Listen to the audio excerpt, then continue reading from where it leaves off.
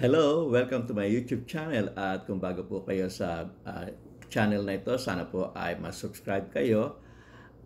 I-press niyo po yung subscribe button at i-ring niyo na rin po yung bell upang sa ganun ma-notify kayo sa mga susunod pang mga video na aking pong i-upload. Sa pagkakataong ito ay muli tayo mag-aral ng banal na salita at tayo po ay naandun na po sa part 2 ng chapter 2 ng Aklat ng John. Yung part 1 po ay may kinalaman po dun sa wedding sa Cana na kung saan ay dumalo ang ating Panginoong Kristo at ginawa niyang alak yung pong tubig. At itong sign na ito ay ang unang sign na kanyang ginawa para mapatunayan na siya ang Kristo, ang anak ng Diyos na buhay. Sa pagkakataong na ito naman ay pag-aaralan natin yung may kinalaman doon po sa paglilinis niya ng templo. Ito po ang paglilinis niya ng templo ay meron dalawang pangyayari. So yung unang pangyayari, ito po yung naandito po sa beginning ng kanyang ministry.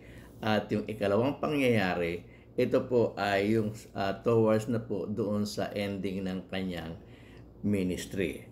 Yung pong synoptic gospel na tinatawag po ng mga scholars, yung po yung Matthew, Mark, Luke. Kaya po synoptic kasi po magkakapareho po yung approach ng kanilang pagkukwento tungkol dito sa buhay ng ating Panginoon Kristo, yung kanyang personal ministry. Dito po sa account ng synoptic gospel, ito po yung pangyayari na kung saan nilinis niya ang templo doon sa bandang hulihan na ng kanyang personal ministry. At para makita po natin, isa lang po ang ating babasahin dito sa tatlong ito, Matthew, Mark, and Luke. So yung sa Luke lang po ang ating babasahin at ganito po ang ating mababasa sa Luke chapter 19 verse 45 at babasahin ko po sa NIV. Ganito po ang ating mababasa. When Jesus entered the temple court, he began to drive out those who were selling. It is written, he said to them, "My house will be a house of prayer, but you made it a den of robbers." So makita natin nagalit ang ating Panginoon Kristo at tinaboy niya yung mga nagtitinda doon po sa templo. Ang templo po ay ginawa nilang marketplace. Ang templo po ay binaboy nila na andyan may mga baka, may mga hayop na andun po na tinitinda nila at meron po mga paalitan ng pananalapi na po at ito po mga taong to ay pinagtataboy ng ating Panginoon Kristo at sinabi niya, ang bahay ng aking ama ay bahay panalanginan, pero anong ginawa ninyo? Ginawa niyo ito yung ngib ng magnanakaw. Itong pangyayaring ito ay nangyari doon po sa bandang hulihan na ng ministry ng ating Panginoong Jesucristo. At actually ito po ay nangyari after nung triumphal entry niya po sa Jerusalem. Pero ang ating pong tutungayan ay yung nasa chapter 2. Ito naman po yung account ni John, yung sa kanyang pagkukwento tungkol dito po sa paglilinis ng templo. At ganito po ang ating mababasa. Sisimulan po natin ang pagbasa dito po sa verse 13. Ang sabi po ng banal na kasulatan ay ganito. When it was almost time for the Jewish Passover, Jesus went up to Jerusalem. In the temple courts, he found people selling cattle, sheep, and doves, and others sitting at the table exchanging money.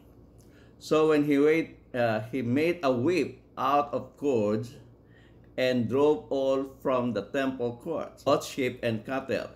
He scattered the coins of the money changers and overturned the table.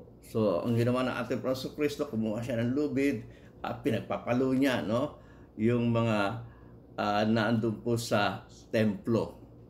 At in-scatter niya yung mga coins ng mga money changer at tinaob niya yung lamesa nila. So sa galit po ng ating Panginoon Kristo sa ginawa nila doon sa templo ng Panginoon. At doon sa verse 16, ang sabi po ng banal na kasulatan ay ganito. To those who sold doves, he said, Get this out of here. Stop turning my Father's house into a market. So sabi ng ating Panginoon Kristo, alisin niyo ang mga bagay nito dito at huwag niyong gawing tindahan, huwag niyong gawing palengke ang bahay ng aking Ama. Sa 17, ang kabit po ng banal na kasulatan ay ganito. His disciple remember that it is written, "Zeal for your house will consume me." Ito pong naalala ng mga alagad ay yung pong nakasulat po dun sa Psalm chapter 69 verse 9. So, ito pong pangyayaring ito, natural magkakaroon po ito ng reaction o counter-reaction dun sa mga taong naroon at lalo-lalo na yung mga tinaboy niya doon po sa templo. At ganito po ang reaction, no, respond ng mga Jews sa kanya. Ang sabi po doon sa verse 18, the Jews then responded to him, "What sign can you show us to prove your authority to do all this?" Ang sabi ng mga Hudyo, ano bang tanda ang pwede mo pakita sa amin upang mapatunayan mo na may otoridad ka na gawin itong mga bagay na ito? Yung pagwawala dito sa templo. So, ang tinatanong nila yung tanda. Sapagkat ang mga Hudyo po ay nanghihingi ng tanda, humahanap ng tanda sa dami po ng nagpapakilala na sila ang Kristo at hindi na nila malaman kung sino talaga yung Kristo. Natural na sila po ay nanghihingi ng tanda. At ang sagot po ng ating Panginoon Kristo ay mababasa natin dito sa verse 9, no? John chapter 2 verse 9. Ang ating pong babasahin, ang sabi po ay ganito. Jesus answered them, "Destroy this temple and I will raise it again in 3 days." Sabi ng ating Panginoon Kristo, nanghihingi kayo ng tanda? Okay, ito ang tanda ang aking ibibigay. Destroy this temple. Gibain nyo ang templong ito at itatayo ko sa 3 araw. Yung templo, gigibain, itatayo ng 3 araw. Imaginein mo, kaya bang gawin ito ng ating Panginoon Kristo kung ang physical temple ang kanyang sinasabi dito? Sa bagay, kaya nga. Bakit? Siya ay Diyos, nagawa niya nga po yung nagawa niya nga po yung universe, no, na sinasabi ng mga scientists na billions of years in the making. No, nagawa niya po yung heaven and earth. Pero ito'y nagawa niya lang po ng 6 days. Natural, kaya niya po miski 1 araw lamang na kung gigibain nila yung templo ay magagawa niya ng 1 araw lamang o 1 saglit. Pero hindi po yun ang tinutukoy ng ating Panginoon Kristo. Kaya yung reaction ng mga Hudyo sa kanya ay ganito. So sa verse 20, ang sabi, they replied, "It has taken 46 years to build this temple and you are going to raise it in 3 days?" So sabi ng mga Hudyo, aba, ito ay almost 50 years na ginawa, no? Bago ito natapos, pero sabi mo, itatayo mo lamang ng 3 araw. So, ang nasa isip nila, yung templo talaga na physical. At miski tayo, mahirap kung paniwalaan na ang isang taong kagaya ni Jesus ay magagawa niya yun. Pagkat si Jesus po ay nabuhay bilang tao. At sa pagkakataong yun ay nasaksihan nila ang pagiging tao ng ating Panginoon Kristo. So hindi nila matanggap yung sinabi ng ating Panginoon Kristo. Pero ang sinabi po ng ating Panginoon Kristo, hindi po yung physical na templo. Ang sinasabi niya po, sapagkat itinutuwid niya yung aral ng mga tao o mga Hudyo na nailigaw na ng mga aral ng tao. Ang sinasabi niya po ay yung kanyang katawan, yung kanyang physical body. At ito'y mababasa natin doon sa 21 ng John chapter 2 verse 21. at hanggang 22, ang sabi po ng banal na kasulatan ay ganito. But the temple he had spoken was his body. At ito ay napatunayan ng mga apostol nung siya ay namatay, ilibing at muling nabuhay. At sabi po sa verse 22, after he was raised from the dead, his disciple recalled, naalala ng mga disipulo, his disciple recalled what he had said.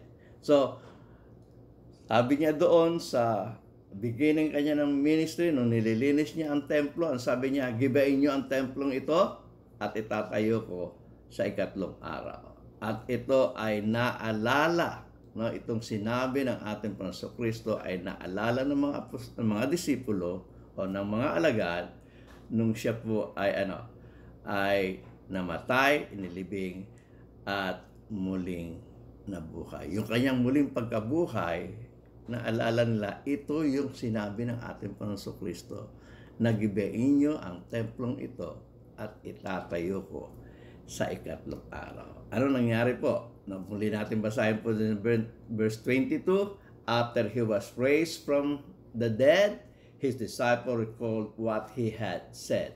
Then, ano po nangyari? They believed the scripture and the words that Jesus had spoken. So dito makikita po natin, dito po sa illustration atin pong makikita sa screen na yung scripture po, no, at ito ay pinasimulan sulatin ni Moses noong 1500 BC, na ito pong kabuuan ng scripture na ito na hindi lang po si Moses ang sumulat, si Moses at ang mga propeta, at yung pong salitang ipinangangaral ng ating Panginoong Kristo ay pinaniwalaan nilang pareho. Sapagkat yung mga isinulat sa scripture at yung mga salitang ipinangaral ng ating Panginoong Kristo, yan ay nagkakaisa, hindi po yan magkasalungat sa isa't isa, kundi yan po ay nagkakaisa. Kaya nga po,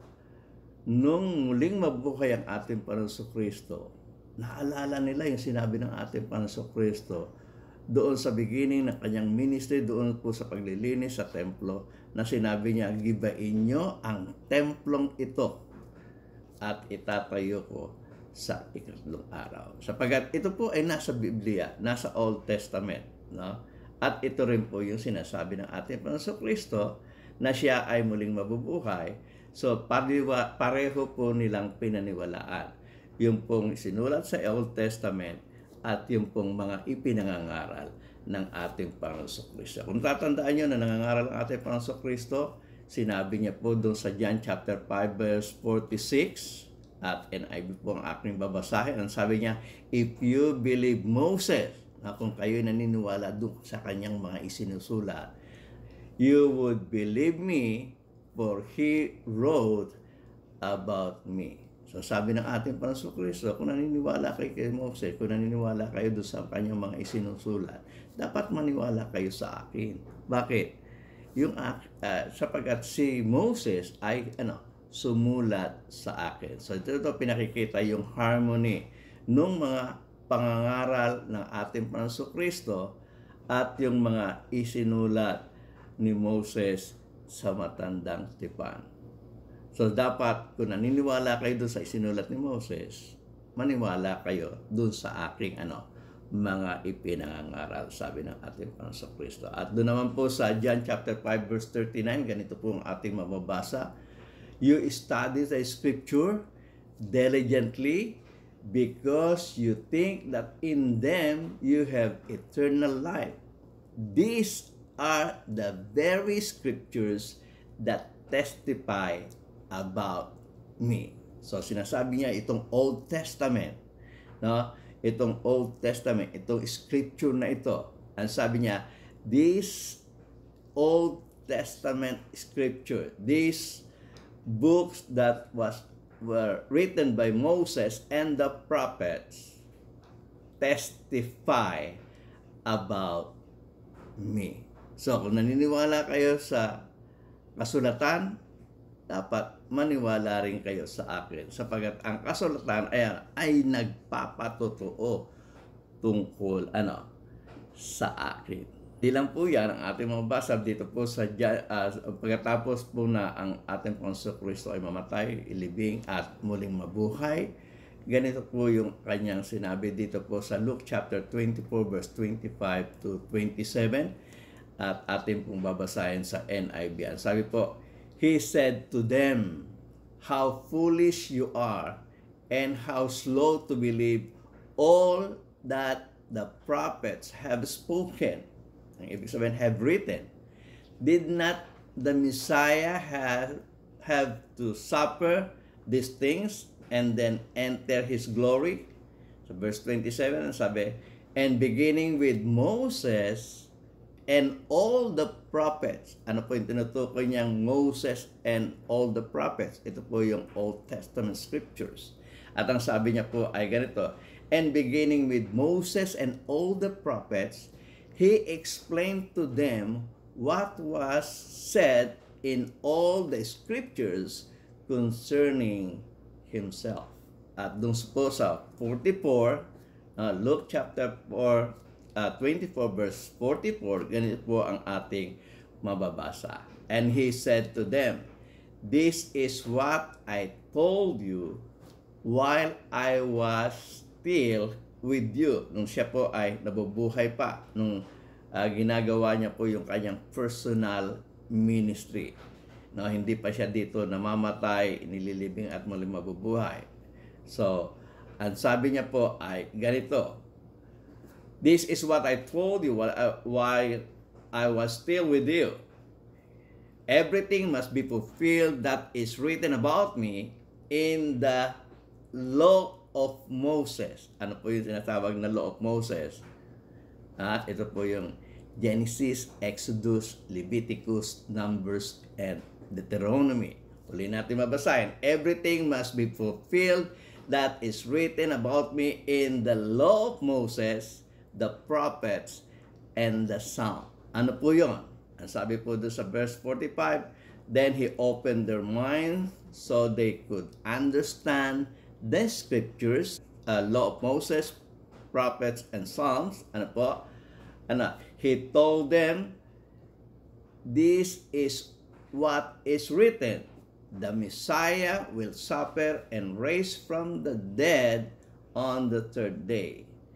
And repentance for the forgiveness of sins will be preached in His name to all nations, beginning at Jerusalem." So makikita natin, sinabi ng ating Panginoon Kristo, no, ang lahat ng kasulatan, law of Moses, is talking about me. Kaya naalala ng ating ng mga alagad yun na hindi naman magkasalungat yung Old Testament at yung mga itinuturo ng ating Panginoon Kristo. At kaya nga, nung muli siyang mabuhay, pareho nilang pinaniwalaan yung mga scripture at yung salita ng ating Panginoon Kristo. Ngayon natin basahin doon sa John chapter 2 verse 22, ang sabi, after He was raised from the dead, His disciples recalled what He had said. Ano nangyari? Then they believed the scripture, and not only the scripture, also the words that Jesus had spoken. So they believe the scripture and they believe Jesus. At sa pagpapatuloy ng ating pag-aaral o pagbabasa dito po sa nangyari ito po sa cleansing of the temple, ang sabi po dun sa 23, now while He was in Jerusalem at the Passover festival. So, lumawig yung araw, no, matapos niyang linisin yung templo, nanatili pa rin po siya doon hanggang sa i-celebrate nga nila itong Passover festival. Ano po? Ang sabi doon, now while He was in Jerusalem at the Passover festival, many people saw the signs He was performing and believed in His name. So makikita natin, hindi lang po yung sign na ginawa niya sa kasalan sa Kana, marami pa po siyang mga sign na ginawa, pero hindi na po dito binanggit ni Juan. Ang sinabi na lang dito ay kanilang nakita ang mga ginawa niyang tanda. So, marami po yun. Maraming tanda po yun at hindi na po binanggit dito isa-isa ni Juan. Siya ay nagpapagaling ng mga bulag, siya po ay nagpapalakad ng mga lumpo, siya po ay nagbubuhay ng mga patay. So, marami po mga sign ang ginawa ng ating Panginoon Kristo. At nung makita ito ng mga karamihan, sila po ay nagsisampalataya. Subalit hindi pinagkatiwala ni Jesus ang kanyang sarili sa kanila sapagkat kilala niya ang lahat ng mga tao at hindi niya kailangan ang sino man upang magpapatotoo tungkol sa tao sapagkat alam niya ang isinasaloob ng tao. So makikita natin, kinakailangan po. Kaya po ginagawa niya ng ating Panginoon Kristo yung mga tanda. Natural, kinakailangan patunayan kasi na siya ang Kristo, ang anak ng Diyos na buhay. So, yun ang kinakailangan. Kaya nga po, sa pagbabasa natin itong aklat na ito ng ating na sinulat ni Juan, ang layunin po ng pagkakasulat na ito na upang kayo sumampalataya na siya ang Kristo, ang anak ng Diyos, at sa inyong pananampalataya, magkakaroon kayo ng buhay. Kaya nga po ito ay ipinutos ng ating Panginoon Kristo na ipangaral sa buong sanlibutan. Mababasa po natin yan sa Mark chapter 16 verse 15 to 16 at ganito po ang ating matutunghayan. And he said to them, "Go into all the world and preach the gospel to all creation." At ano yung ebanghelyong kanilang ipangaral? Yung pong pagiging Kristo ng ating Panginoong Jesus, sapagkat yung pagiging Kristo niya ay maisasakatuparan yung ebanghelyo na ipinangaral ng Diyos nung una pa kay Abraham, yung pong blessings of all nation. Pansinin po nito, ito ay blessing of all nation, kaya nga po ang utos ng ating Panginoong Kristo, go to all nation, go to all the world and preach this gospel. Kaya nga dun sa verse 16 ang sabi, whosoever believes, so inaasahan ng Diyos na makipakinggan mo ang ebanghelyo, ay sumampalataya ka. Whosoever believe, ano yung paniniwalaan mo? Na si Jesus nga ang iniintay na Kristo ang anak ng Diyos. At kung ikaw'y maniniwala, ano sabi? Whosoever believes and is baptized. So kasama po yung bautismo sa requirements po ng ating Panginoong Diyos upang ikaw ay magkaroon ng buhay. Ikaw ay maligtas. Whosoever believes and is baptized will be saved, but whosoever does not believe will be condemned. So dito po sa tagpong ito ng ating pag-aaral, dito po sa chapter 2 verse 13, ito po yung part 2 ng chapter 2 ng John, ay muli nating natunghayan at pinatutunayan na si Jesus nga ang Kristo na kanilang iniintay. Sabi ng mga Hudyo, anong tanda ang iyong ibibigay? At ang tandang ibinigay ng ating Panginoon Kristo ay yung kanyang pagkamatay, pagkalibing, at muling pagkabuhay. Sapagkat sa lahat po na nagke-claim na sila ang Kristo, sa ating Panginoong Jesus lamang po natupad yung hula ni Moses sa kautusan at sa mga propeta na ang Kristong darating ay mamamatay, ililibing, at mabubuhay. At ito ba'y napatunayan ng ating Panginoon Kristo. At kaya nga po, sila po ay naniwala sa salita ng ating Panginoon Kristo at naniwala po sila sa kautusan. Sana po sa maikling panahon ng ating pag-aaral ay may natutunan kayo at sana po kung kayo po ay nag-enjoy sa aral na ito at kayo po ay natuto, sana po kung bago po kayo sa channel na ito ay i-press nyo po yung subscribe i-like nyo na rin po. I-press nyo po yung notification bell, maliit na bell po dyan katabi ng subscribe, upang kayo po ay ma-notify every time na magkakaroon po tayo ng bagong video. At sana po ay i-share nyo na rin po ito sa inyong mga kaibigan. Muli, ako po si Nehemia Sayuhay at taos puso po akong nagpapasalamat sa inyo. At sana po, huwag niyo po kalilimutan na panoorin po rin itong mga bidyong ito na nasa inyong harapan. At kung gusto niyo pong mag-subscribe bago po matapos itong bidyong ito, ay press niyo na rin po itong nasa bandang gitna na bilog. Ito po ay para po sa aking, sa inyo pong subscription sa aking pong YouTube channel. Muli, maraming salamat po sa inyong pagkikinig. At magsasama-sama pa po tayo sa mga susunod na video na aking pong i-upload dito po sa aking channel.